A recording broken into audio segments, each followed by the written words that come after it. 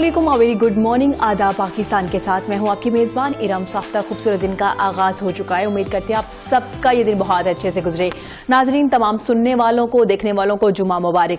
नाजरीन, आज हम एक ऐसे आशिक मुस्तफ़ा सल्लल्लाहु अलैहि वसल्लम का जिक्र करने जा रहे हैं जिन्होंने 40 साल तक कराची की फिजाओं ने उनके खुतबात सुने। ना सिर्फ कराची ने बल्कि दुनिया भर में कोई भी ऐसी जगह नहीं जहां उनके खुतबात ना सुने जाते रहे हों।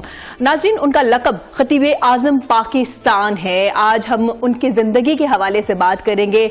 अगर मैं बात करूं, जनाब, उन्होंने 25 से ज्यादा कुतुब लिखी हैं, कौमी असम्बली के मेंबर रह चुके हैं और शायद ही कोई ऐसी महफिल हो जहां पे उनकी लोरी पड़े बगैर वो महफिल पूरी हो जाती हो। बड़ों से लेके बच्चों तक तमाम खवातीन उनकी जो पड़ी हुई लोरी है, आमना बीबी के गुलशन में आई है ताज़ा बहार, खूबसूरत अंदाज में पढ़ी जाती रही है। जनाब, मैं जिक्र कर रही हूँ हजरत खतीब आज़म मौलाना मोहम्मद शफी उकाड़वी साहब का। उनका 39वां सालाना उर्स मुबारक भी मनाया जा रहा है। आज हम बात करेंगे उनके साहबजादे से। उन्होंने हमें अपना कीमती वक्त दिया है। आज उनकी ज़िंदगी के हवाले से बात करेंगे, उनकी जो खिदमात हैं सियासी समाजी, उनके हवाले से बात करेंगे, उनके दीनी मिली खिदमात के असरात के हवाले से बात करेंगे।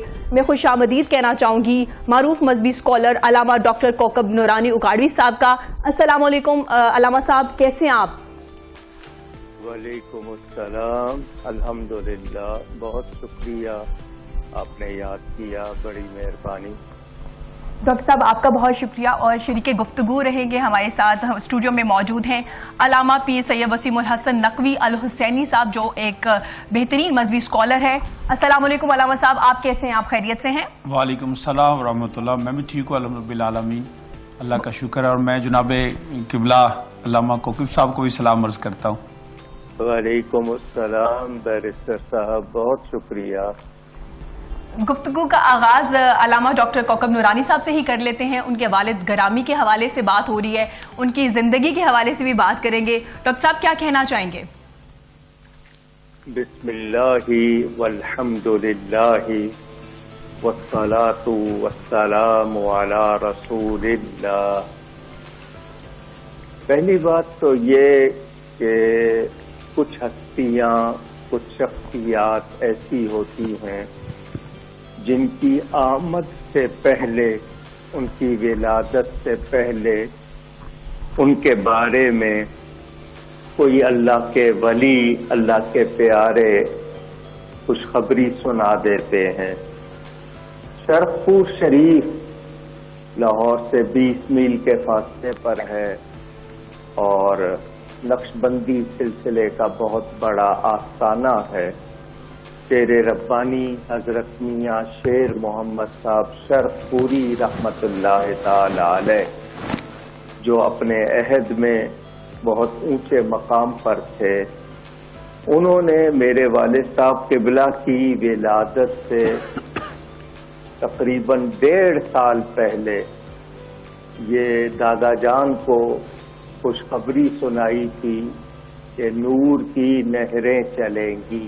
क्या बात है। तो दादा जान उस वक्त इस बात को फौरी तौर पर तो नहीं समझी। खेमकरन जो वालिद साहब की विलादत गाह है, वहाँ एक नाबीना हाफिज थे करम इलाही साहब, और उस पूरे इलाके में वो तमाम के उस्ताद थे जी। सभी ने उनसे कुरान शरीफ पढ़ा था।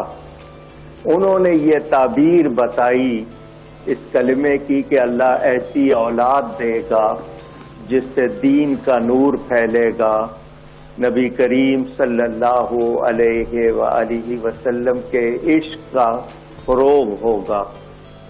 तो ये एक तरह से उनकी आमद से पहले फिर दादा जान ने, दादी साहिबा ने ख्वाब देखे कि आसमान से चांद उनकी गोद में आया और उसकी ठंडी ठंडी रोशनी फैल रही है। 1929 में 2 रमज़ानुल मुबारक असर की आज़ान हो चुकी थी। दादा जान मस्जिद में नमाज के लिए चले गए और मेरे वालिद साहब क़िबला की विलादत हुई, तो घर से कोई मस्जिद में बताने गया। असर की नमाज ख़त्म हुई और ये खुशखबरी पहुंची, तो जितने मुसलमान थे उन्होंने खुशी का इजहार किया تکبیر اور رسالت کے نعرے لگائے. اور والد صاحب قبلہ ایک اعزاز اور خاص رکھتے ہیں. ان کے کان میں سب سے پہلی آواز درود و سلام کی پہنچی.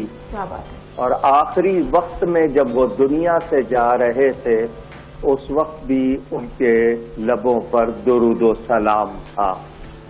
یعنی درود و سلام سے ہی ابتدا اور درود و سلام پر ہی ان کی زندگی کی انتہا ہوئی. یہاں انہوں نے کھیم کرن میں ابتدائی تعلیم حاصل کی, پھر تحریک پاکستان میں حصہ لیا. وہ نوجوانوں کے ہراول دستے میں اجتماعات میں جاتے. اللہ نے بڑی پیاری آواز دی تھی تو وہ جوش والی انقلابی نظمیں بھی پڑھتے اور شعلہ بیانی یعنی خطابت بھی کرتے. ہجرت کر کے اکاڑا آ گئے کیونکہ وہ پاکستان بننے سے پہلے ایک دو مرتبہ اکاڑا آ چکے تھے تو ان کو یہ جگہ پسند آئی تو وہ اکاڑا آ گئے. اسی نسبت سے اکاڑوی کہلائے جی. اور اکاڑا شہر کو بھی پوری دنیا میں ان کے نام سے شہرت ملی. اس میں کوئی وہاں انہوں نے دین کی جو تعلیم تھی اس کی تکمیل کی. شیخ القرآن شیخ الاسلام حضرت مولانا غلام علی صاحب سے باقاعدہ جو دینی تعلیم ہے وہ بھی مکمل کی. تجارت بھی کرتے رہے. برلا ہائی اسکول جس کا اب نام ستلج ہائی اسکول ہے اکاڑا میں, اس میں وہ دینیات کے انچارج بھی رہے. اور ان کی وہاں شبانہ روز یعنی روز رات کو جلسے اتنی مقبولیت تھی کہ ان کی کوئی بھی رات خالی نہیں ہوتی تھی. روزانہ جلسے. تحریر کا تحقیق کا شوق تھا تو جلسے سے آ کر ساری رات جاگنا لکھنا. تو یوں اللہ تعالی نے ان سے کام لیا.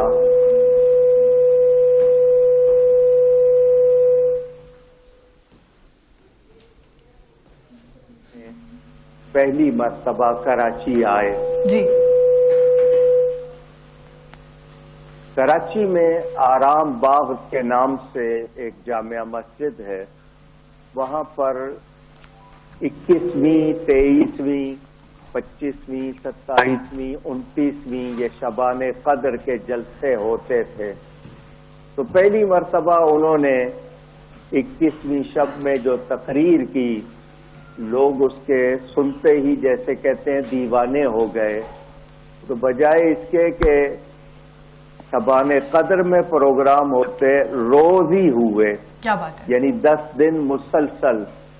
یوں کہیے کہ 10 دنوں میں انہوں نے اس کراچی شہر کو فتح کر لیا. کیا بات ہے. پھر یہاں کراچی میں سب سے بڑی جامع مسجد جس کو میمن مسجد کہتے ہیں بولٹن مارکیٹ کے پاس, وہ اسی وقت تعمیر ہوئی تھی. کراچی کی سب سے بڑی مسجد تھی.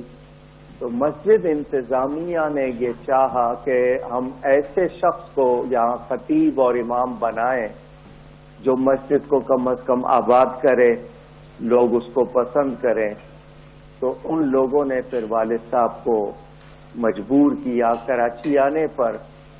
اکاڑا میں ایک مشہور ہستی ہیں حضرت کرما والے جی. گنج کرم پیر سید محمد اسماعیل شاہ صاحب المعروف حضرت کرما والے.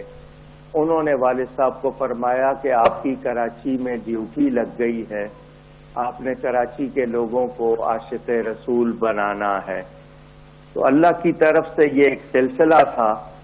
وہ کراچی آ گئے اور پھر کراچی والوں نے ان کو واپس نہیں جانے دیا. یہاں سے وہ دنیا کے مختلف علاقوں میں گئے. انہوں نے یہیں سے قومی اسمبلی کے الیکشن میں بھی حصہ لیا.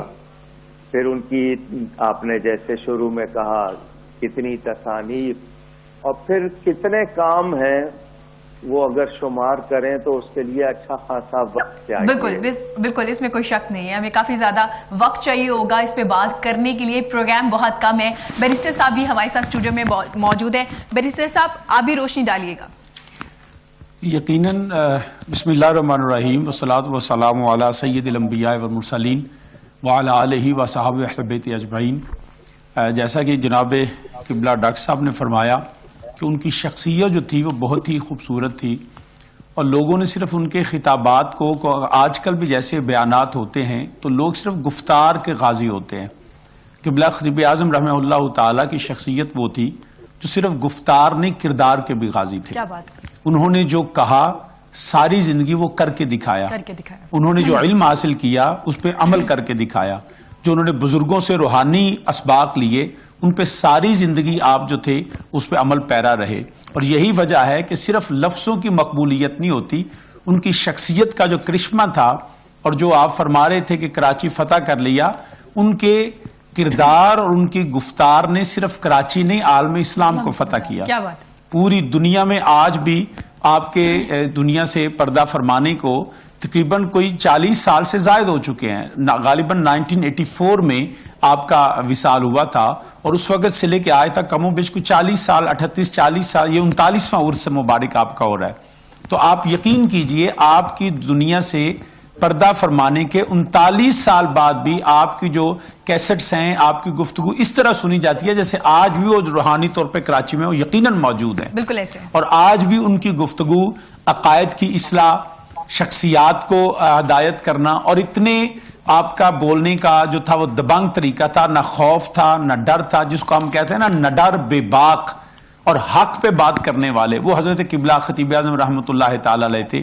ایک دفعہ مجھے یاد پڑتا ہے کہ میں نے آپ کی شخصیت کے والے پڑھا تھا کہ چیئرمین تھے اسلامی نظریاتی کونسل کے، اور حیدرآباد میں ایک عظیم و شان جلسہ تھا جس کی صدارت وہ غالباً ان کا نام جسٹس افضل چیمہ تھا جی، وہ وہاں پہ صدارت کر رہے تھے۔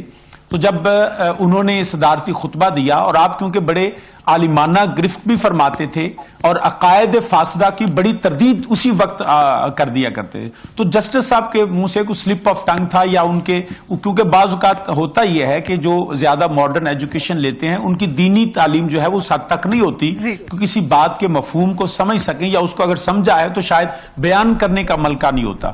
تو جو چیئرمین تھے اسلامی نظریاتی کونسل کے، ان کے گفتگو میں کچھ ایسے جملے نکل گئے جو شرعی حدود سے تھوڑے سے باہر تھے۔ تو جب آپ کا بیان کا وقت آیا تو آپ نے اسی وقت، ورنہ عمومی طور پہ یہ ہوتا ہے کہ بڑا آدمی کسی کو دیکھتا ہے تو کہتے ہیں چلے اس کو اگنور کر دیں، یا بعد میں مودبانہ یا ریکویسٹ کی صورت میں کرتے ہیں، لیکن آپ کا یہ کردار تھا کہ آپ نے اسی مجلس میں، کیونکہ وہ مجمع عام میں گفتگو ہوئی تھی، تو آپ نے مجمع عام میں ان کی اصلاح فرمائی، لیکن اصلاح کے ساتھ ساتھ اس میں توہین کا پہلو نہیں تھا۔ آج کل بھی لوگ اصلاح تو کرتے ہیں لیکن اس میں توہین کا پہلو کہ میں بڑی چیز ہوں۔ آپ کی ذاتی عجز و انکساری کا عالم یہ تھا کہ آپ نے اتنے بڑے عالم، خطیب اور دنیا میں شہرت رکھنے والے کبھی بھی یہ غرور اور تکبر نہیں کیا، اور آپ نے وہاں ان کی اصلاح کی، اور اس اصلاح میں ایسی تھی کہ انہوں نے بعد میں دوبارہ قبلہ خطیب اعظم کا شکریہ بھی ادا کیا، اور لوگوں نے بھی اس بات کو سراہا، اور عقائد کی اصلاح بھی ہوگی، شخصیات کی اصلاح بھی ہوگی۔ یہ تھی آپ کی شخصیت۔ کیا بات ہے، بہت خوب۔ علامہ ڈاکٹر کوکب جی پلیز ضرور۔ موریشس میں جو اکثریتی آبادی ہے وہ دوسری ہے، مسلمان بھی ہیں وہاں پر جی، اور غیر مسلم بھی ہیں، تو وہاں پر یوم النبی ہر سال منایا جاتا ہے جی، عید میلاد النبی کے موقع پر اس کو وہ یوم النبی کہتے ہیں۔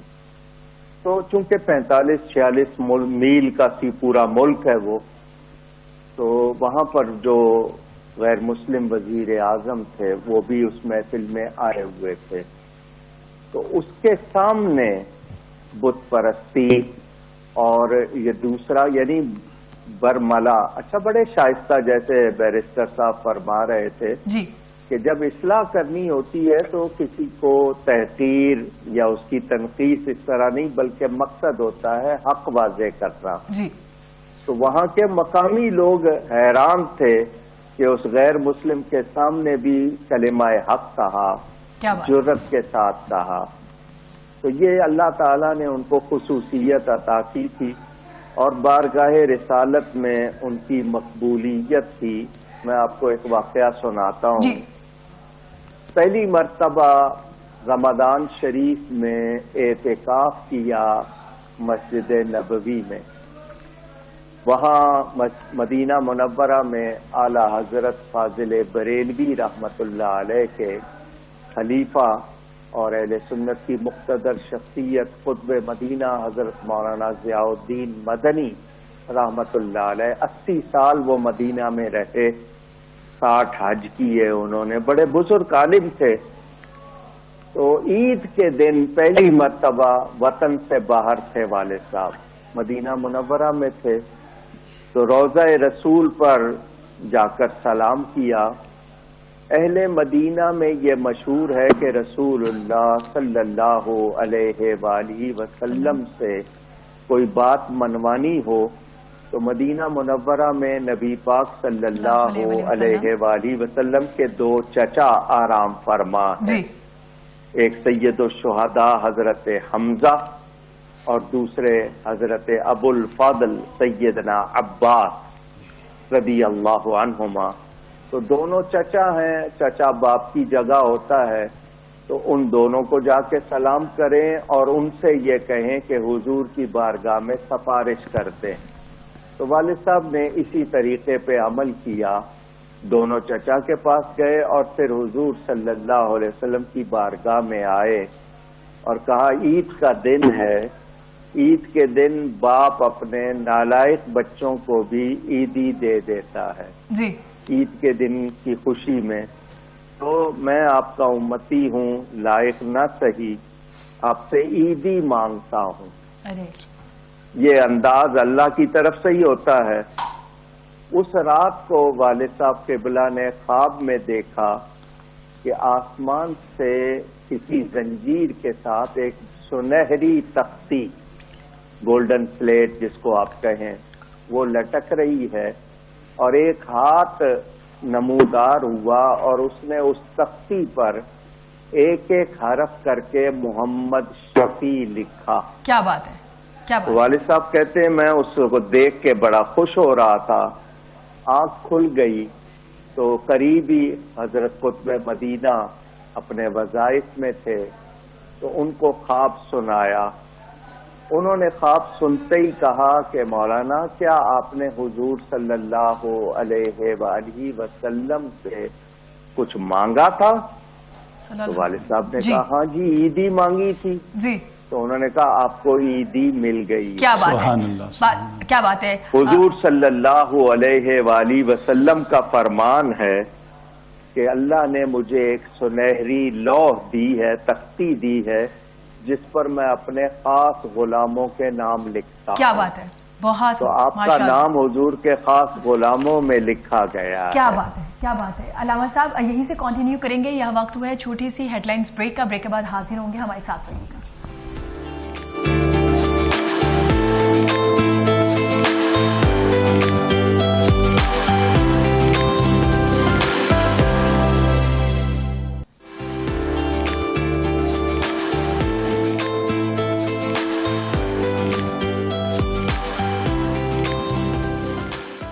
ویلکم بیک ناظرین، بریک کے بعد ہم لوگ حاضر ہو چکے ہیں۔ آج ہم بات کریں حضرت خطیب اعظم مولانا محمد شفیع اکاڑوی رحمۃ اللہ کے زندگی کے حوالے سے، ان کی دینی خدمات کے حوالے سے۔ علامہ ڈاکٹر کوکب نورانی اکاڑوی صاحب ہمارے ساتھ موجود ہیں، علامہ پیر سید وسیم الحسن نقوی الحسینی صاحب بھی ہمارے ساتھ اسٹوڈیو میں موجود ہیں۔ علامہ ڈاکٹر کوکب نورانی صاحب، آپ کے والد گرامی اتنے بڑے خطیب عالم دین، میں جاننا چاہوں گی ان کے آپ کے ساتھ کیسا ریلیشن تھا، آپ نے ان سے کیا کچھ سیکھا، وہ کس طرح آپ کے ساتھ محبت بھرے جو انہوں نے لمحات گزارے، میں چاہوں گی کچھ ان کے حوالے سے بھی ہمیں بتائیے گا۔ جی، اس کے حوالے سے ابتدائی بات یہ بتاؤں کہ والد صاحب کے بلا چونکہ خود بہت قدر کرتے تھے تو وہ بار بار ان کے منہ پر یہی کلمہ ہوتا تھا، وقت کی قدر کرو، صحت کا خیال رکھو، وقت کی قدر کرو۔ میں بہت چھوٹا سا تھا تو مجھے انہوں نے اپنی گود میں بٹھا کر پڑھنا سکھایا۔ میں اسکول میں بہت دیر سے گیا، مجھے پڑھنا سکھایا، عربی میں، فارسی میں، اردو میں، حدیثیں یاد کرا دی تھی مجھے۔ تو بہت چھوٹی عمر میں مجھے وہ اپنے جلسوں میں لے جاتے تھے اور جو مجھے سکھایا ہوتا وہ سنانے کو کہتے۔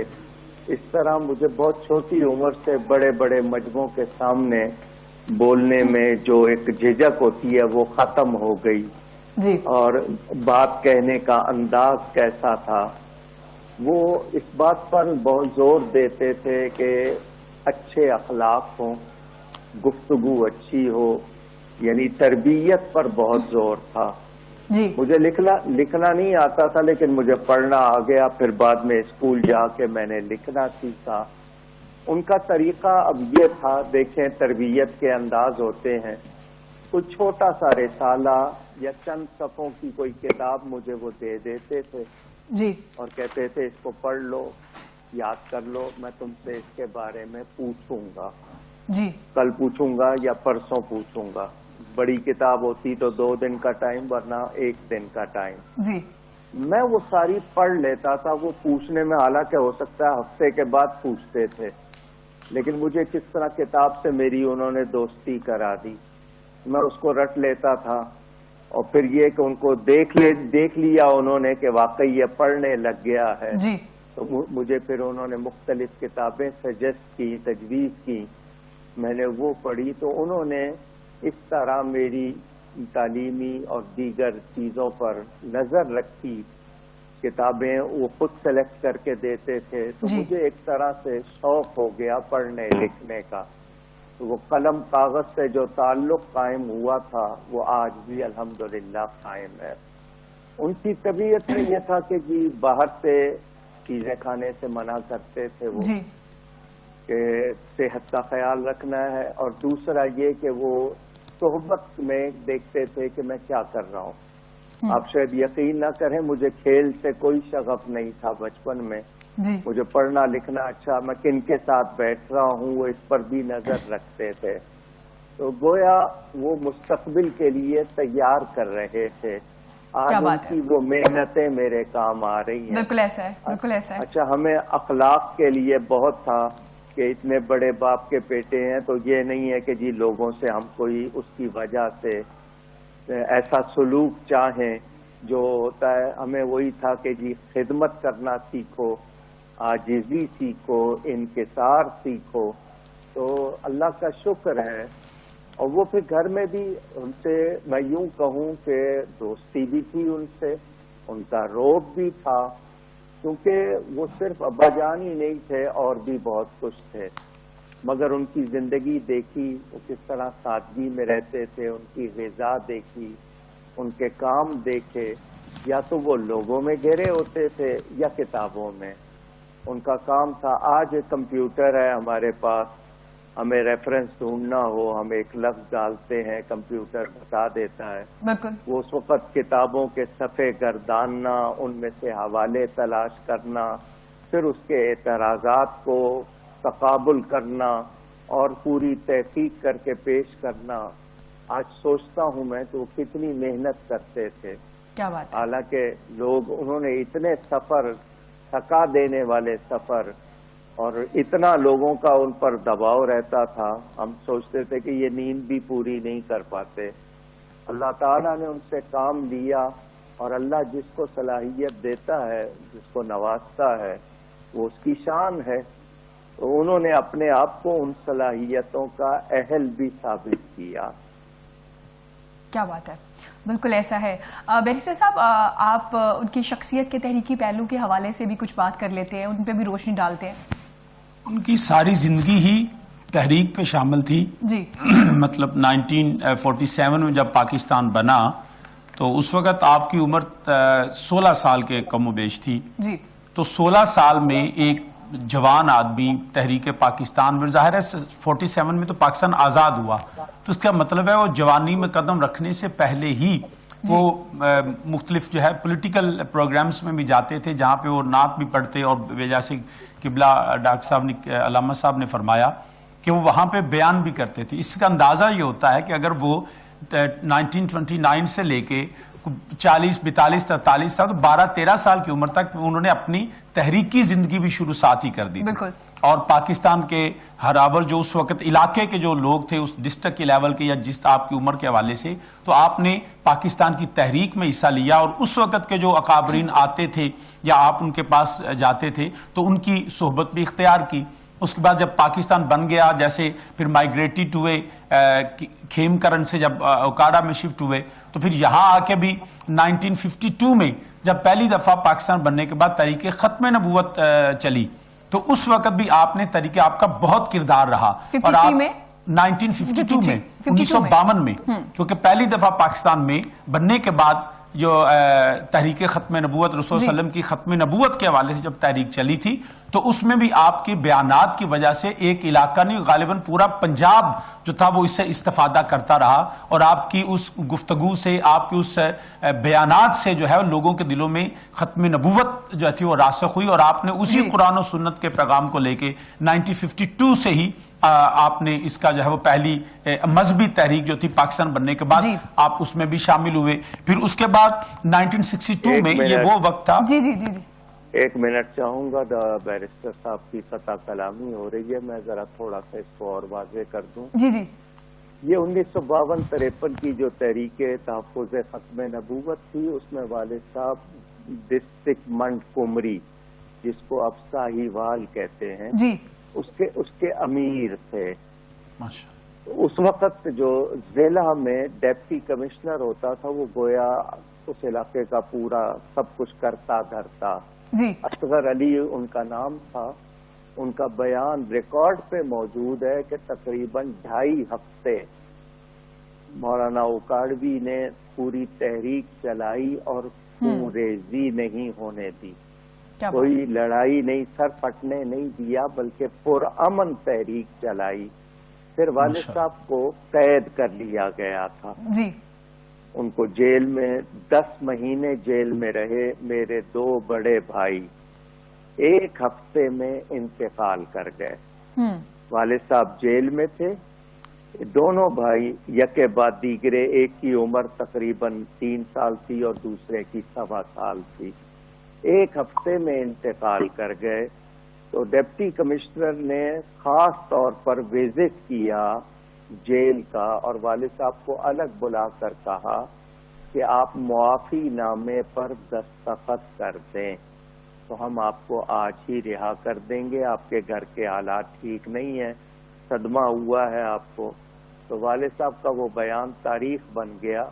ان کا بیٹے گئے ہیں، میری جان بھی چلی جائے گی تو میں معافی نہیں مانگوں گا، کیونکہ میں نے عزت رسول کے لیے کام کیا ہے، دنیا کے کسی عہدے کے لیے نہیں کیا. کیا بات. تو 10 مہینے جیل میں رہے، جبکہ کتنے لوگ معافی مانگ کر رہا ہو چکے تھے. تو اس ثابت قدمی نے بھی لوگوں کے دلوں پر راج کیا. دیکھا انہوں نے کہ یہ قول اور فعل میں، زبان میں اور عمل میں ایک ہیں. یعنی یہ نہیں ہے کہ صرف دوسروں کو کہتے ہیں، خود بھی جس طرح بیرسٹر صاحب بتا رہے تھے عمل کر کے دکھاتے ہیں. بالکل. تو یہ اس طرح جو تھا آپ کا، یہ آپ کی شخصیت کی استقامت کا پہلو بھی اس سے نکلتا ہے کہ آپ تحریک میں صرف یہ نہیں ہے کہ شروع کر کے خود جیسے ہوتا ہے کہ لوگوں کو مروانے کے لیے بچے نکل جاتے ہیں، آپ نے خود اپنے کردار سے ثابت کیا کہ میں جو بات کرتا ہوں اس پہ پورا بھی ہوتا ہے. ان کو اللہ اور اس کے رسول کی ذات پہ ایسا یقین تھا، اور یہ کام یقین کے ساتھ ہی ہو سکتے ہیں. تو 1952 کے بعد اس کے بعد پھر دوسری جو پاکستان کے اندر تحریک چلی تھی، وہ غالباً زمانہ تھا ایوب صاحب کا، جنرل ایوب صاحب کا، جب کانسٹیٹیوشن آف پاکستان پہلا جو تھا وہ اس کی تیاری ہو رہی تھی، اور اس وقت کوئی ایسا پولیٹیکل جو تھا وہ ڈیفرنس آف اوپینین آ رہا تھا. تو اس وقت دفاع پاکستان کے نام سے تحریک تھی، اس میں بھی آپ نے ہراول جو ہے وہ قیادت، بلکہ دستانی آپ نے اس تحریک کی بھی قیادت کی. اور یہ بھی یاد رکھیں کہ جتنی محبت ان کو اسلام سے تھی، اتنی ہی محبت ان کو پاکستان سے بھی تھی. انہوں نے دین مصطفیٰ صلی اللہ علیہ وسلم کے لیے قربانیاں دی ہیں، تو آپ نے پاکستان کی بقا کے لیے، پاکستان کے آئین کے لیے، پاکستان کے اندر لوگوں کے حقوق کے لیے بھی اتنی ہی آواز بلند کی ہے. اور اسی طرح اپنی جو ہے وہ پوری کوشش اور جان فشانی کے ساتھ آپ نے پولیٹیکل جو پاکستان کے دفاع کے لیے تحریکیں تھی، اس میں بھی آپ نے حصہ لیا. اور یہی وجہ بنی کہ 1962 کی اس تحریک کے بعد جب 97 میں جنرل الیکشن ہوئے تو آپ اس میں ممبر اسمبلی، قومی اسمبلی منتخب ہوئے. اور یہ لوگوں نے آپ کو ووٹ دے کے یہ بتا دیا کہ ہم آپ کی صرف کیونکہ بعض کا تو ایسے ہوتا ہے کہ لوگ کسی عالم دین کی تقریروں سے اس کی مذہبی حوالے سے ہی اس کے پیروکار بن جاتے ہیں اور وہ ان کے پولیٹیکل چیزوں سے بالکل لا تعلق ہو جاتے ہیں. لیکن آپ کی شخصیت ایسی تھی کہ جتنی حوالے سے لوگ دینی حوالے سے آپ سے محبت کریں اتنے ہی سیاسی بھی آپ کے اتنے فالوورز تھے. وہی کیونکہ ان کے کردار میں کوئی ایسا تھا نہیں کہ جو کہیں کہ یہاں سیاست میں, کیونکہ سیاست کے اندر ایک چیز ہوتی ہے کہ یہاں پہ لوگ مقصد کو دیکھتے ہیں, طریقہ چاہے کوئی بھی ہو. آج بھی ہمارے پاکستان کی پالیٹکس کے اندر یہی پرابلم آ رہی ہے کہ ہم کہتے ہیں کہ ہم نے ٹارگٹ اچیو کرنا ہے, اس کے لیے جائز ناجائز ذرائع کو نہیں دیکھتے ہیں. بس جھوٹ بولا, جو مرضی کریں, گالی گلوچ کا کلچر ڈیولپ ہو چکا ہے. اور اس طرح کے مقصد کیا جی, دھوکہ دے لیں, یہ کر لیں, لوگوں کو وقتی طور پہ ساتھ ملا لیں تاکہ ہم اپنا ٹارگٹ اچیو کر لیں, اقتدار حاصل کر لیں. تو یہ عارضی چیزیں ہوتی ہیں. آپ کا یہ عمل تھا کہ آپ نے یہ ٹارگٹ اچیو کرنے کے لیے لوگوں کو دھوکہ نہیں دیا, عارضی طور پہ ٹیمپرری لوگوں کو چیٹ معاذ اللہ کرنے کی کوشش نہیں کی, بلکہ آپ کا جو سیاست تھی وہ بھی دین کا ہی ایک حصہ تھا, جس کو اقبال نے کہا جدا ہو دین سیاست سے تو رہ جاتی ہے چنگیزی. تو آپ کی وہ پولیٹیکل جو پرسنالٹی تھی وہ دین سے ہٹ کے نہیں تھی. میں تو اکثر یہ کہا کرتا ہوں کہ یہاں پہ بھی ہمارے سیاست میں دین ہونا چاہیے, دین میں سیاست نہیں کرنی چاہیے. حضرت قبلہ خطیب اعظم رحمۃ اللہ تعالی کی شخصیت سے ہمیں یہ بھی پتہ چلتا ہے کہ آپ نے دین میں سیاست نہیں کی, آپ نے سیاست کو جو ہے وہ مکمل دین کے تابع رکھا ہے. تو یہ اس لیے آپ 1970 میں آپ ممبر جو تھے ہمارے نیشنل لیجسلیٹو اسمبلی کے ممبر بنے. اس کے بعد پھر دوبارہ 1974 میں تحریک ختم نبوت شروع ہوئی, پھر آپ نے اسی طرح جو ہے وہ پارٹیسپیٹ کیا عملی طور پہ. آپ کا کردار آج تاریخ کے پاکستان کی جب تاریخ لکھی جائے گی, یہاں تو تاریخ بھی کرپٹ کر دی جاتی ہے نا, ورنہ جو شخصیات کا کی رول ہوتا ہے ان شخصیات میں جو پاکستان بننے کے بعد کی جو شخصیات ہیں ان میں قبلہ خطیب اعظم رحمۃ اللہ کا سر فہرست نام آتا ہے. آپ نے 1974 میں پھر دوبارہ تحریک ختم نبوت کا اسی طرح کام شروع کیا, حالانکہ جیلیں بھی دیکھ لی تھی, 2 صاحبزادوں کا بھی انتقال ہوا, لیکن آپ کی استقامت اور آپ کے جو نظریات تھے ان کو کوئی ختم نہ کر سکا, جھکا نہ سکا. 74 کے بعد پھر اس کے بعد 1977 میں پاکستان کی تاریخ بتاتے ہیں کہ تحریک نظام مصطفیٰ صلی اللہ علیہ وسلم شروع ہوئی اور آپ پھر اسی تحریک میں تھے, اور متعدد مرتبہ آپ نے قید و بند کی صعوبتیں برداشت کی, ذاتی مالی طور پہ نقصان ہوا, خاندان سے دور رہے. آپ نے جو پہلا سوال کیا نا کہ آپ نے ان سے کیا سیکھا, میں یہ سمجھتا ہوں علامہ ان کے صاحبزادوں نے ان سے سب سے زیادہ یہ سیکھا کہ ان کے والد عظیم کے کردار میں کوئی لچک نہیں تھی, ان کے گفتار اور کردار ایک تھا, اور وہ صحیح آج عاشق مصطفیٰ صلی اللہ علیہ وسلم اپنا کہنا آسان ہے. 2 محافل نعت کرا لو تو ہم عاشق مصطفیٰ بن جائیں گے, 2 دن نماز پڑھو تو ہم متقی بن جائیں گے.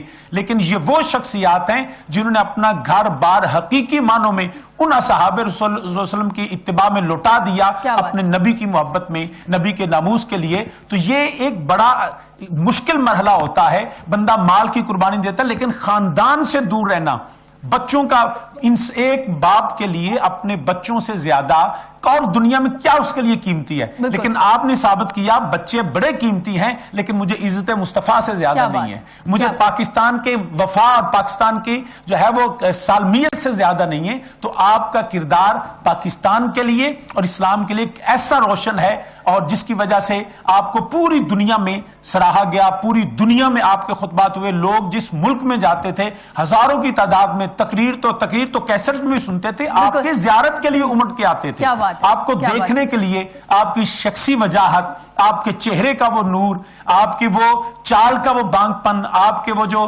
گفتگو کا سلیقہ, وہ اگر آپ نے محبت کی بات کی ہے تو پھول جھڑنا شروع ہوئے, شبن و افشانیاں ہوئی ہیں. لیکن جب دشمن رسول پہ اور پاکستان کے دشمن کے خلاف بات کی ہے تو پھر ایسے تھا جیسے شعلہ بیانی کا صحیح جو مفہوم ہے وہ خطیب اعظم رحمۃ اللہ تعالیٰ کی شخصیت کے متعلق کہا جا سکتا ہے. ڈاکٹر صاحب, بیرسٹر صاحب نے بڑے ہی خوبصورت انداز میں ان کے تاریخی پہلوں کے حوالے سے بھی بتایا, ان کے اخلاق کے حوالے سے بھی بتایا. ڈاکٹر صاحب, کہا جاتا ہے کہ ان کا خون بھی بہا جب یہ تحریکیں سٹارٹ ہوئی 52 میں 73 میں, تو بعد میں انہوں نے جو مجرم تھے ان کو معاف بھی کر دیا, اس حوالے سے بھی بتائیے گا. جی ہوا یوں نا, میں نے آپ کو بتایا 1955 میں وہ پہلی مرتبہ کراچی آئے تھے, پھر 1956 سے مستقل کراچی آ گئے تھے. تو اس وقت یہاں کچھ شر پسند عناصر نے فرقہ وارانہ کشیدگی کے سبب دوران تقریر یعنی جلسے کے دوران، اس زمانے میں یہ آپ کو آٹومیٹک جو آج کل ویپنز ہیں وہ نہیں تھے، تو انہوں نے خنجروں سے حملہ کیا تھا دوران جلسہ. اور یہ آپ اس کو ذرا سمجھے کہ انہوں نے بائیں کندھے میں 2 دھاری خنجر پورا اتار دیا، کمر پر دائیں بائیں اس طرح خنجر چلایا اندر داخل کر کے کہ دل کی رگیں کٹ جائیں. لیکن والد صاحب کی تقریر جاری رہی، انہیں پتہ بھی نہیں چلا کہ کسی نے خنجر مار دیا ہے. تو وہ بعد میں ہم نے قرآن کی تفسیر میں سمجھا، جیسے حضرت یوسف علیہ السلام کو دیکھ کر مصر کی عورتوں نے انگلیاں کاٹ لی تھی، تو وہ کیونکہ ان کے حسن میں محب تھی، ان کو پتہ بھی نہیں چلا کہ انگلیاں کب کٹ گئیں. تو اسی طرح وہ نبی پاک کے ذکر میں ایسے گم تھے کہ انہیں پتہ بھی نہیں چلا کہ انہیں خنجر مارے جا رہے ہیں. وہ 5 بڑے گہرے زخم آئے تھے. اس زمانے میں یہاں ٹریفک کا جو بھی تھا، اتنے وہیکل ٹرانسپورٹ نہیں تھی. حملے کے بعد 2.5 گھنٹے لگے انہیں سول ہاسپٹل پہنچنے میں. تو ڈاکٹروں نے دیکھ کر پہلا جملہ یہ کہا کہ یہ شخص اب تک زندہ کیسے ہے، اتنے گہرے زخم تھے. 2.5 مہینے ہسپتال میں زیر علاج رہے.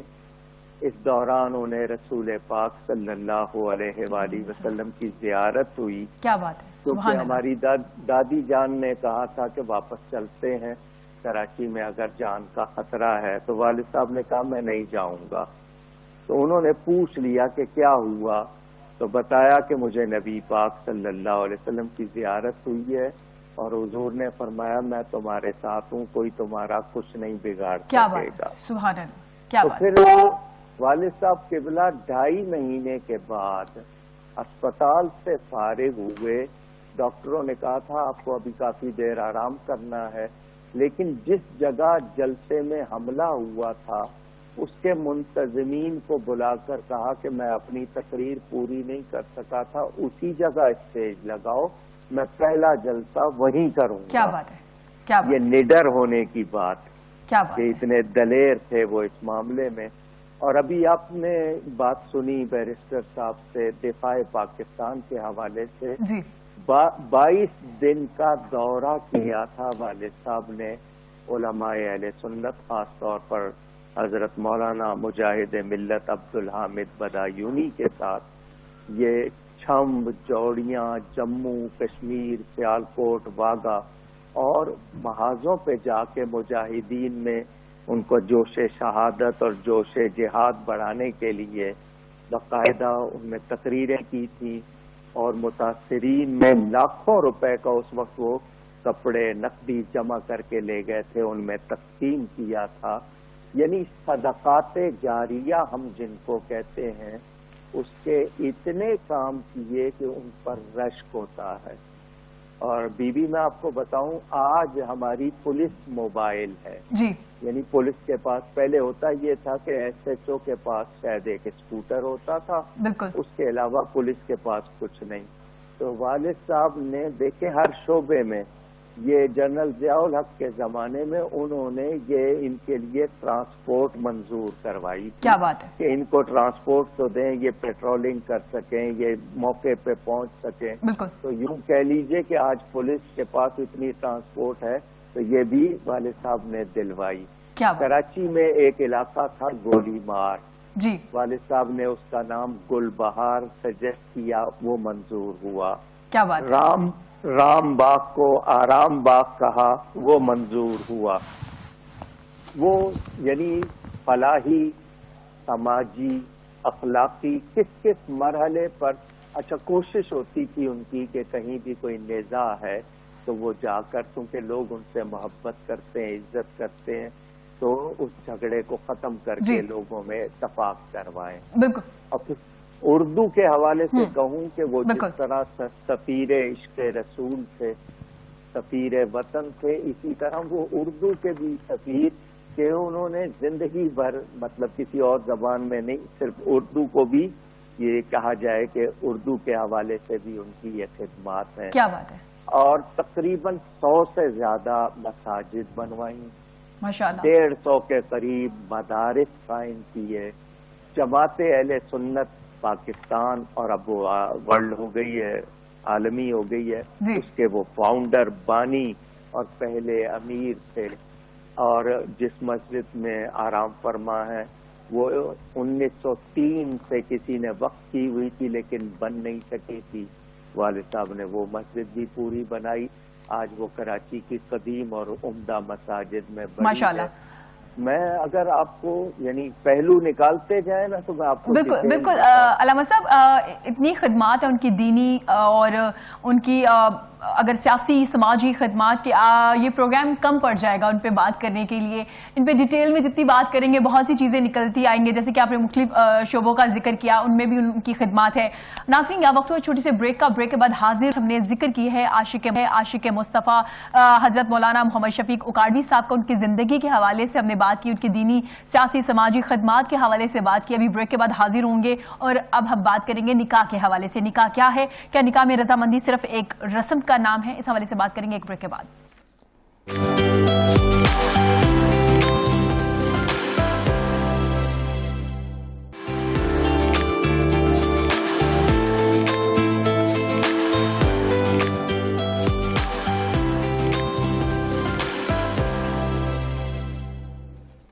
ویلکم بیک ناظرین. ابھی ہم بات کریں گے نکاح کے حوالے سے. کیا دو پیپرز، ایک پیپر جو ہوتا ہے اس پہ سائن کر دینا کا نام نکاح ہے؟ نکاح کی ڈیفینیشن ہے کیا؟ نکاح دو انسانوں کو کس طرح سے اکٹھا کر دیتا ہے اور یہ کتنا خوبصورت ایک رشتہ ہے. اور ہمارے ہمازرت کے ساتھ اب سوسائٹی میں کچھ صورتحال ایسی ہو گئی ہے کہ ہم نے نکاح کو بہت مشکل بنا دیا ہے. نکاح کرنا اس قدر مشکل بن گیا ہے، آپ اسٹیٹس کانشیس ہو چکے ہیں. ہم اگر لڑکی کے لیے کوئی رشتہ دیکھ رہے ہوتے ہیں یا لڑکے کے لیے رشتہ دیکھ رہے ہوتے ہیں تو ہم چاہتے ہیں کہ جو لڑکا ہے اس کے پاس گاڑی ہو، بینک بیلنس ہو، بہت سی چیزیں ہوں، بہت لمبی ایک ڈیمانڈ کی ایک لسٹ ہوتی ہے. اور لڑکی کی جانب سے بھی ہم کہتے ہیں کم عمر ہو، لمبی ہو، گوری ہو، چٹی ہو، اور اس کے ساتھ بہت زیادہ ڈیمانڈز ہوتی ہیں. اس وجہ سے ہم نے نکاح کو، اور اس کے علاوہ بھی بہت سی وجوہات ہیں جس کی وجہ سے نکاح کو ہم نے مشکل بنا دیا ہے. آج ہم نکاح کے حوالے سے بات کریں گے. اس حوالے سے بات کرنے کے لیے معروف مذہبی اسکالر علامہ ڈاکٹر کوکب نورانی اکاڑوی صاحب بھی ہمارے ساتھ موجود ہیں اور علامہ پیر سید وسیم الحسن نقوی الحسینی صاحب بھی موجود ہے. ڈاکٹر صاحب، آپ ہی سے آغاز کریں گے نکاح کے حوالے سے. نکاح کیا ہے؟ اس کی کیا ڈیفینیشن ہے؟ کتنا خوبصورت رشتہ بن جاتا ہے نکاح کے بعد؟ جی، اگر لفظی معنی جاننا چاہتے ہیں نکاح کا تو اس کے معنی ملنے اور ملانے اور باندھنے کے ہوتے ہیں. جی. یہ اللہ کی طرف سے پہلا رشتہ دو انسانوں میں قائم ہوا جنت میں. حضرت آدم اور حوا دونوں اللہ ہی کی مخلوق ہیں، مرد بھی عورت بھی. ان کے درمیان جائز تعلق قائم کرنے کا نام نکاح ہے. طلاق کے معنی کھولنے کے ہوتے ہیں، آزاد کرنے کے. تو نکاح یعنی دونوں کو باندھ دینا اور طلاق یعنی اس تعلق کو کھول دینا. یہ لفظی معنی ہے. اللہ تعالی نے انسان کو بنایا تو آپ آج بازار سے چھوٹی سی بھی کوئی مشین لیتے ہیں تو اس کے ساتھ آپ کو مینول ملتا. جی. ہاؤ ٹو یوز، اس کو کیسے استعمال کرنا ہے، اس کو ہدایت نامہ کہتے ہیں. بالکل. تو انسان اتنا پیچیدہ، اشرف المخلوقات، کروڑوں کارخانے اس کے جسم کے اندر، تو اس کے لیے بھی کوئی مینول چاہیے تھا، کوئی ہدایت نامہ. اللہ نے قرآن عطا کیا. جی. لفظوں کی شکل میں ہے، نبی پاک صلی اللہ علیہ وسلم کی سیرت اس کی عملی تفسیر ہے. تو اس میں یہ حکم موجود ہے انسان کے لیے کہ اس نے زندگی کیسے گزارنی ہے، کیونکہ اسلام دنیا برتنے کا نام ہے کہ دنیا کو کیسے برتنا ہے. جی. اس میں دو انسان یعنی مرد و عورت کا جو تعلق رکھا ہے، جس کو ہم شادی کہہ لیتے ہیں، ویڈنگ کہہ لیتے ہیں، اس کو عربی میں نکاح کہتے ہیں، عقد بھی کہتے ہیں. عقد بھی باندھنے کو، گیرا باندھنے کو. عقد مسنون یہ اللہ کا حکم ہے اور نبی کریم صلی اللہ علیہ وسلم کی سنت ہے. اور حضور صلی اللہ علیہ وسلم نے فرمایا میرے سارے باپ پاک تھے، میری ساری مائیں پاک تھیں. تو کیا مطلب؟ حضرت آدم کے ایک بیٹے نے نافرمانی کی تھی جس کا نام قابیل ہے، اس نے غلط تعلق قائم کیا تو آگے یہ برائی پھیلی. ورنہ مرد و عورت کے جائز تعلق کا نام نکاح ہے، اور یہ اللہ کا حکم، نبی کی سنت. اور اس میں بات یہ ہے کہ آج آپ کے معاشرے میں، کیونکہ آپ بہت عرصہ ہندوؤں کے ساتھ رہے، جی پھر انگریزوں کے ساتھ رہے، اور اب آپ پورے ورلڈ کے ساتھ ہیں کیونکہ آپ کے پاس اسمارٹ فون ہے، بالکل ایسے آپ کی ہتھیلی میں پوری دنیا. تو آپ چوں چوں کا مربع بن گئے ہیں. جی کچھ باتیں ہندوؤں سے لے لی، کچھ انگریزوں سے لے لی، کچھ اوروں سے لے لی. اسلام میں بہت آسان ہے نکاح، بہت سستا ہے نکاح. یعنی مسجد میں نکاح ہو، لڑکی والوں پر ہمارے دین نے کوئی خرچ نہیں رکھا. مسجد میں نکاح ہو اور دولہا وہاں سے خود لے جائے یا لڑکی کا بھائی اس کو دولہا کے ہاں پہنچا دے. یہ جو ہمارے ہاں مائیوں ہے، رخصتی ہے، مہندی ہے، یہ ہماری ایجاد کردہ رسمیں ہیں. جی. ان کا اسلام سے کوئی تعلق نہیں. ٹھیک ہے، ٹھیک ہو گیا. اب اس کے بعد آ جاتا ہے دوسرا ولیمہ. کیونکہ آپ کو میں بتا دوں یہ 4-5 چیزیں ہیں. 2 فرض ہیں، 1 واجب ہے، جی 3 سنت ہیں. ایجاب و قبول. ایجاب اور قبول کا مطلب کہ لڑکی اجازت دے دے، جی لڑکا قبول کر لے، اس کو ایجاب و قبول کہتے ہیں. ہاں جی. اور یہ ہو تو 2 گواہوں کے سامنے. یہ فرض ہیں دونوں باتیں.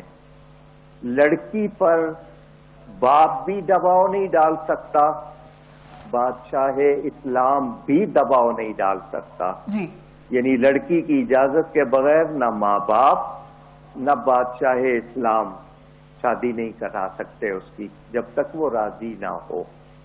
تو ایجاب و قبول اور 2 گواہ یہ لازمی ہے. مہر مقرر کرنا یہ واجب ہے. جی باقی خطبہ، چھوارے اور ولیمہ یہ 3 کام سنت ہے. یعنی آسانی سے ہونے والے کام کو ہم نے اتنا مہنگا کر دیا جہیز کے نام پر اور پتہ نہیں کون کون سی رسموں کے نام پر. نتیجے میں یہ ہے کہ لوگ اتنی اس کو برداشت نہیں کر پاتے، ان کے پاس صلاحیت نہیں ہے. تو لڑکیوں کی عمریں گزر رہی ہیں، گھروں میں بیٹھی ہیں. کچھ برادری کے رسم و رواج اور کچھ یہ بگاڑ ایسا ہو گیا کہ جیسے لڑکے اپنے آپ کو بیچ رہے ہیں اور لڑکی والوں سے اپنی قیمت لگوا رہے ہیں. بالکل. تو یہ غلط رسمیں آ گئی. ٹھیک ہو گیا. ڈاکٹر صاحب نے بڑی خوبصورت انداز میں نکاح کی ڈیفینیشن بھی بتائی اور بتایا کہ کتنا مشکل بھی بنا دیا ہم نے، جو کہ بہت ہی سستا اور آسان طریقہ ہے نکاح کا. بیرسٹر صاحب کیا اجازت لینا کتنا ضروری ہے، اور کیا یہ صرف رسم کے نام پر ہی لی جاتی ہے اجازت نکاح میں، رضامندی جو پوچھی جاتی ہے بیٹی سے؟ نہیں، ایسا نہیں. جناب علامہ صاحب نے اس کی وضاحت فرما دی ہے کہ جو ایجاب ہے وہ عورت کی طرف سے اجازت ہے، یا اپنے کسی ولی کو وہ کہے گی کہ آپ میری طرف سے ولی مقرر ہو جائے اور وہ جا کے جو ہے وہ اس کے بہاف پہ جا کے کہہ دے کہ ہاں. لیکن بغیر اجازت کے نکاح صاحب جیسا کہ علامہ صاحب نے فرمایا، نہ ریاست اس پہ دباؤ ڈال سکتی ہے، نہ باپ دباؤ ڈال سکتا ہے. کسی شخص کو یہ حق حاصل نہیں ہے. یہ اس کی انڈیپینڈنٹ جو ہے وہ مرضی ہے کہ وہ نکاح جو ہے وہ چاہے تو اس سے کرے، چاہے تو نہ کرے. اور اس کی اجازت بغیر نکاح کرنے کا کوئی ایسا شرعی جواز نہیں آتا. ٹھیک ہے، ٹھیک ہے، اس کی اجازت کے بغیر. آپ کو ایک بات سناؤں؟ جی جی. نبی کریم صلی اللہ علیہ وسلم کے ایک صحابی ہیں جن کا نام ہے حضرت مغیث رضی اللہ تعالی عنہ. ان کے پاس جو عورت تھی اس کا نام تھا بریرہ. وہ آزاد ہو گئی. اب آزاد ہونے کے بعد وہ مغیث کے ساتھ رہنا نہیں چاہتی، جبکہ حضرت مغیث اس سے بہت محبت کرتے تھے یہاں تک الفاظ موجود ہیں کہ اس کے لیے روتے تھے جی لیکن وہ مانتی نہیں تھی. تو کسی نے بات نبی پاک صلی اللہ علیہ وسلم تک پہنچائی تو حضور نے بریرہ کو بلایا, فرمایا مغیث کے بارے میں کچھ سوچو, وہ تمہارے لیے روتا ہے. جی تو اب ذرا الفاظ سنیں آپ. بریرہ نے کہا کیا یہ حکم ہے؟ آپ شاید اس بات کو سمجھ رہی ہوں گی. جی پوچھا کیا یہ حکم ہے؟ حضور نے فرمایا نہیں, سفارش ہے. اس نے کہا اگر حکم نہیں ہے تو مجھے وہ قبول نہیں ہے. اندازہ کریں کتنی آزادی. آج کل ماں قدموں پہ دوپٹہ رکھ دے بیٹی کے, باپ پگڑی رکھ دے, ہماری عزت رکھ لو, یہ بالکل غلط بات ہے. جی ایسا نہیں کرنا چاہیے. اور دوسری بات یہ کہ نکاح اگر سستا ہوگا تو برائی کے راستے بند ہوں گے. آپ مجھے یہ بتائیے, جب لڑکی والے یا لڑکے والے جہیز کی نمائش کریں یا سامان دوسروں کے سامنے دکھا کے دیں تو جو لوگ نہیں دے سکتے جو افورڈ نہیں کر سکتے, بالکل. اور پھر لڑکیوں کو اس طرح ٹٹولا جاتا ہے جیسے جانور خریدنے گئے ہیں. بالکل ایسا کتنی توہین کی جاتی ہے. تو یہ غیر اسلامی باتیں ہیں, ہم نے اپنا لی ہیں. اور اب تعلیم کے باوجود پڑھے لکھے گھرانے بھی ان چیزوں کو نہیں چھوڑ رہے ہیں. بالکل ایسا ہے, بالکل ایسا ہے. بیریسٹر صاحب آپ کیا کہنا چاہیں گے؟ جیسے علامہ صاحب نے ہی بڑی خوبصورت انداز میں بتایا کہ آج کل ہم نے بڑا ہی مشکل بنا دیا نکاح کو, اور رشتہ دیکھنے جاتے ہیں ایسے ٹٹول رہے ہوتے ہیں جیسے کوئی جانور خریدنے جا رہے ہیں. اس حوالے سے بات کریں گے. یہاں وقت ہے چھوٹی سی بریک کے بعد پاکستان کے ساتھ.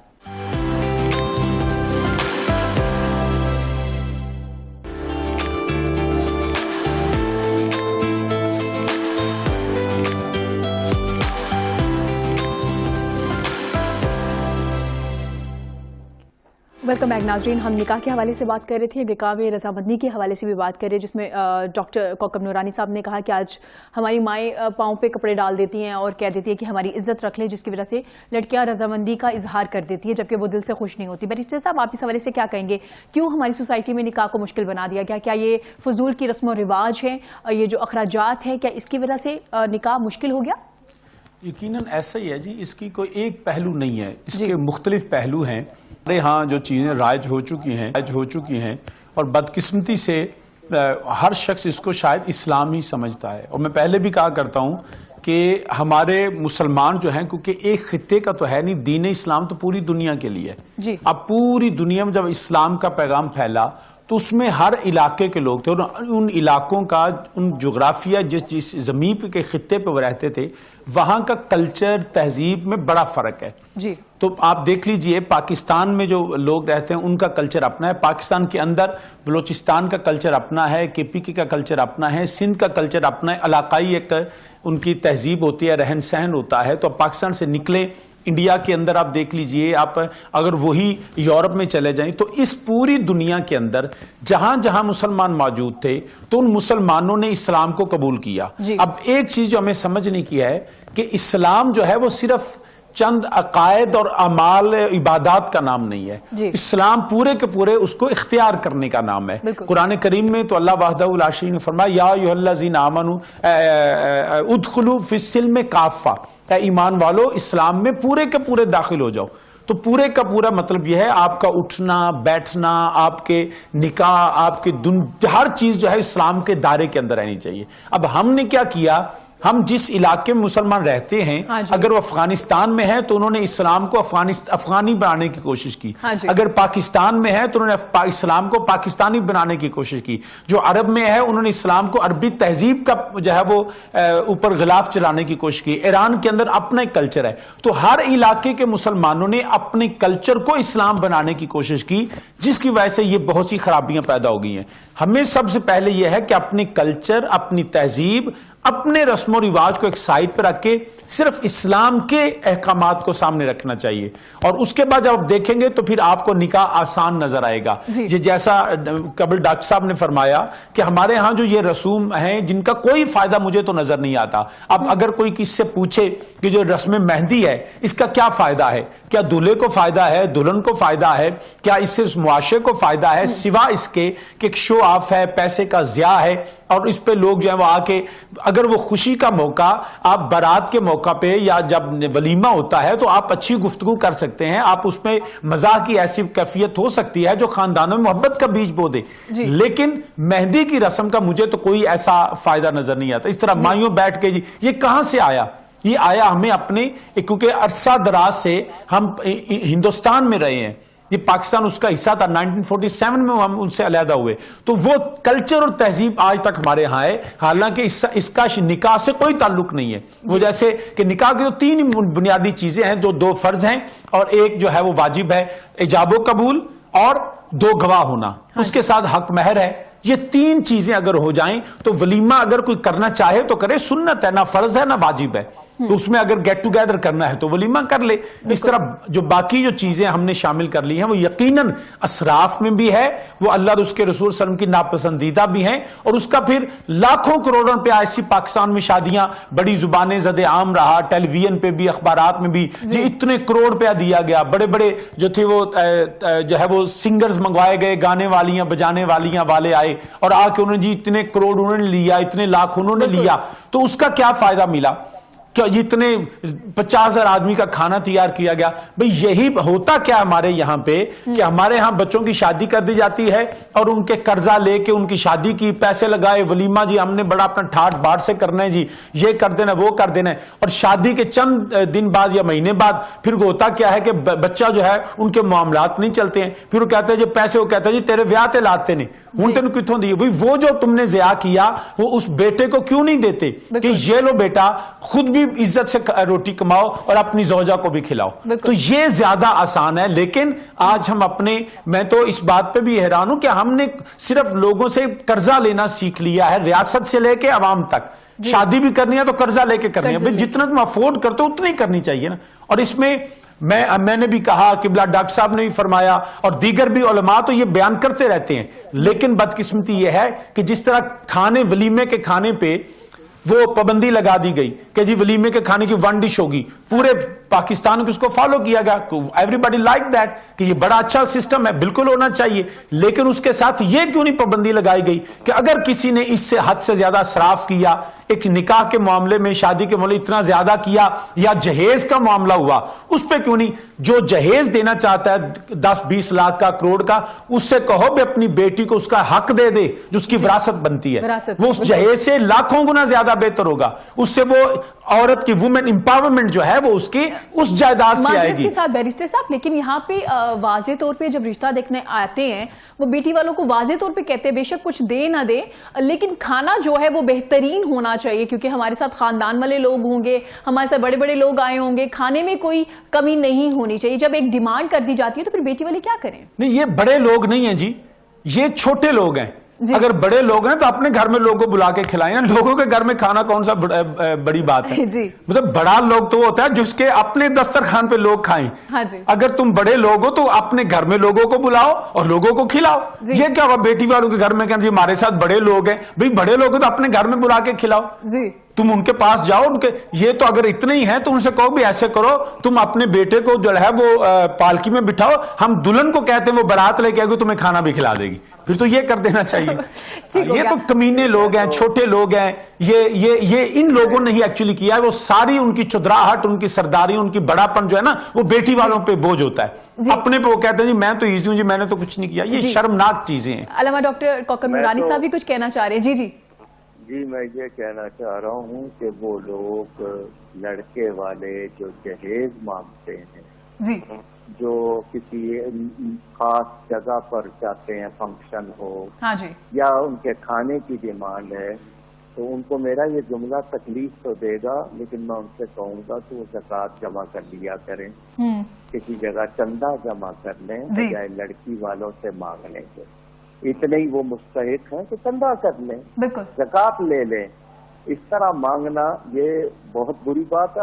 آج بھی عرب میں لڑکی والوں کو دینا پڑتا ہے, یعنی لڑکا لڑکی کو دیتا ہے, لیتے نہیں. دنیا کے اکثر ممالک میں غیر مسلموں کے ہاں بھی لڑکا خود ڈیکوریٹ کرتا ہے ہاؤس کو, کمرے کو. ہمارے یہاں فرنیچر بھی مانگا جاتا ہے اور اس کی لسٹ باقاعدہ بنا کے دی جاتی ہے. تو یہ اب اس کی دلیل کہتے ہیں کہ نبی پاک صلی اللہ علیہ وسلم نے اپنی بیٹی کو جہیز دیا. جہیز کے معنی ہوتے ہیں تیار کیا ہوا سامان. تو میں ان کو بتا دوں, حضرت شیخ محقق شاہ عبدالحق محدث دہلوی نے واضح طور پر لکھا ہے, یہ مغل اعظم کے زمانے کے وہ عالم جنہوں نے اس ہندوستان میں حدیث کا علم پھیلایا, انہوں نے لکھا کہ حضور صلی اللہ علیہ وسلم نے کوئی جہیز نہیں دیا. حضرت علی سے کہا تھا کہ یہ سامان لاؤ, تو انہوں نے ان کے پاس ایک زیرہ تھی, ایک تلوار تھی, تلوار رکھ لی, زیرہ بیچ کے وہ سامان لائے تھے. جی. تو اگر کوئی باپ بالفرض بیٹی کو دینا چاہے تو ہم کہیں گے کہ اس کو نمائش نہ ہو. جی. دوسرا یہ کہ وہ اس طرح دے کہ ان کے کام آئے. بالکل.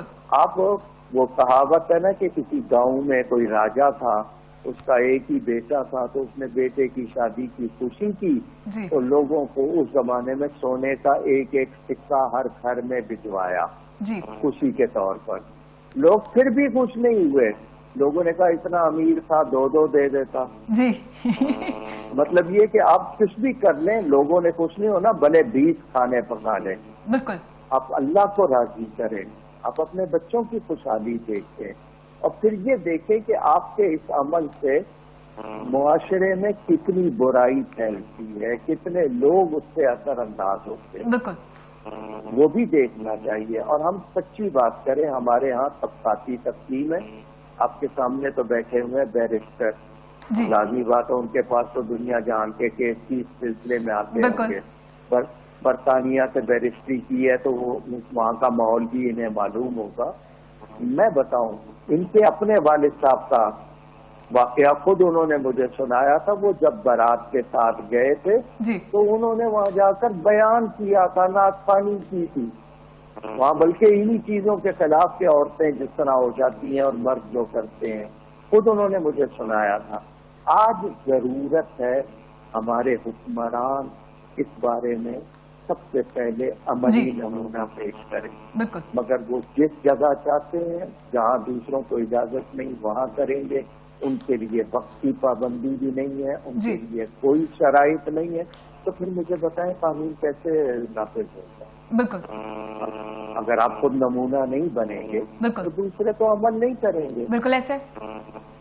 ہمارے والد صاحب قبلہ, آپ نے ان پر جو گفتگو کی, ان کی تقریر میں عقائد کا بیان بھی ہوتا تھا, ان کی تقریر میں اخلاق بھی ہوتے تھے, اور سب سے زیادہ وہ اصلاح اعمال, یہ رسم و رواج. بلکہ آپ دیکھیں کہ اتنی بڑی ہستی ہے جو کہتے ہیں جی میں جب ہاتھ دھوتا ہوں تو ہاتھ گیلے کر کے وہ ٹیپ ٹوٹی بند کر دیتا ہوں, جتنی دیر تک صابن لگانا ہے پانی نہ گرے. بالکل. یہ میسج جا رہا ہے نا. بالکل.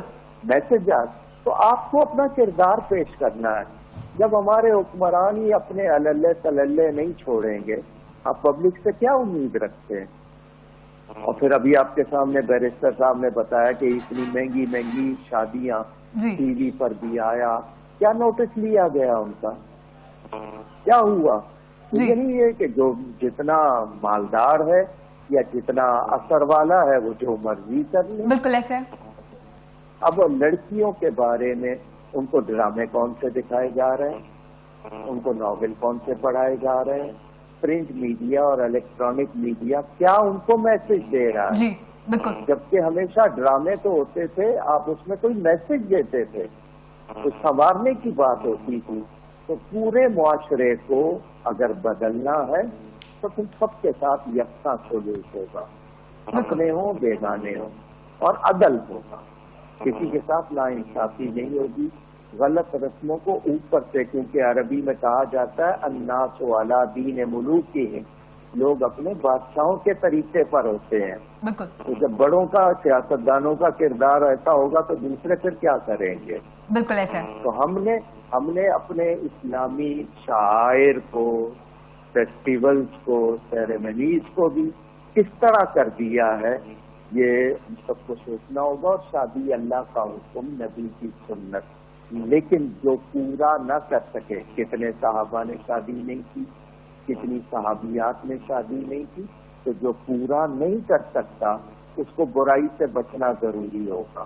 اس کو روزے رکھنے کو کہا گیا تاکہ وہ برائی سے بچے. جی. اب ہمارے ہاں مجھے بتا دیں، شادی بیاہ میں، مکس گیدرنگ میں کیا کچھ نہیں ہوتا، اس میں بھی آپ کو غور کرنا ہے. میلے لگ جاتے ہیں ایک طرح سے.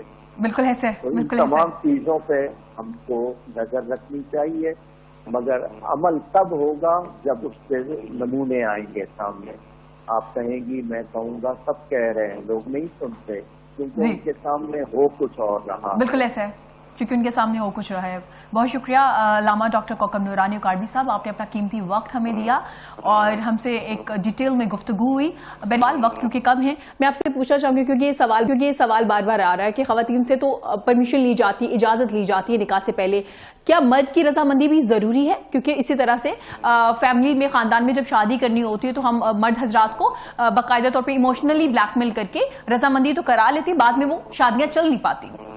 یہی ہے نا، اس کا نتیجہ یہی نکلتا ہے. ایکچولی جب یہ ہوتا ہے، اٹس اے ریلیجس جو ہے وہ کانٹریکٹ بھی ہے اور ایک سوشل کانٹریکٹ بھی ہے. جی. آپ جب بھی کوئی دو کمپنیز یا دو شخصیات یا دو اپنے احباب ملتے ہیں تو ایک آفر ایکسیپٹنس کا تصور پایا جاتا ہے ماڈرن ورلڈ میں بھی. کہ جب آفر ہوتی ہے تو اس کی دوسرے ایکسیپٹنس ہوتی ہے.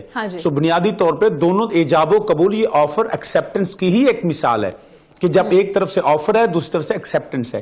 تو جب اجازت خاتون کی ضروری ہے اور اسی طرح مرد جو ہے وہ بھی اپنی آزاد رضامندی کے ساتھ یا قبول کرے گا یا نہیں کرے گا. تو دونوں طرف سے یہ چیزیں موجود ہیں. اس میں ہم نے بہت سی ایسی چیزیں ڈال دی ہیں، جذبات ڈال دی ہیں. حالانکہ نکاح جذبات کی وجہ سے نہیں ہے. نکاح میں چیزوں کو دیکھ کے کرنے چاہیے، سمجھنے چاہیے کہ بیٹی کا مینٹل لیول کیا ہے، لڑکے کا مینٹل لیول کیا ہے، ان کے دیگر معاملات کیسے ہیں. 19 سے 20 کا تو آپس میں تعلق بن سکتا ہے لیکن 10 اور 20 اکٹھے نہیں رہ سکتے. ان میں فرق اتنا آ جاتا ہے. تو اس لیے میں یہ سمجھتا ہوں کہ ہمیں ان سارے پہلوؤں کو مد نظر رکھنا چاہیے. دولت، پیسہ اور یہ اس طرح کی شو آف سے بچ کے حقیقی معنوں میں دونوں لڑکا لڑکی کا جو اپنا مینٹل سٹیٹس ہے، ان کا جو ہے دیگر سوشل سٹیٹس ہے، ان سب کو دیکھ کے پھر دیکھنا چاہیے کیا ان کا آپس میں جو ہے وہ مل سکتے ہیں، کیا زندگی میں رہ سکتے ہیں. اگر ان کی ذہنی حالت ہی ایک دوسرے سے بڑی مختلف ہے تو ہاؤ کین وی بلیو کہ دے ول اسٹے ٹوگیدر. تو وہ پہلے دن سے ہی جب غلط بنیاد رکھیں گے تو اس کا نتیجہ پھر غلط ہی نکلے گا اور ساری زندگی وہ پستی رہے گی اور وہ پھر وہ تانے دیتا رہے گا. تو ہمیں جذبات میں یہ فیصلے نہیں کرنے چاہیے، پورے عقل اور شعور کے ساتھ اور اسلامی رہنمائی کے ساتھ کرنے. جی بہت شکریہ علامہ پیر سید وسیم الحسن نقوی حسینی صاحب، آپ کا بھی، آپ نے بھی اپنا قیمتی وقت دیا. ناظرین اسی کے ساتھ ہمیں دیجیے اجازت، کل پھر حاضر ہوں گے. اپنا رکھیے گا بہت زیادہ خیال. اللہ حافظ.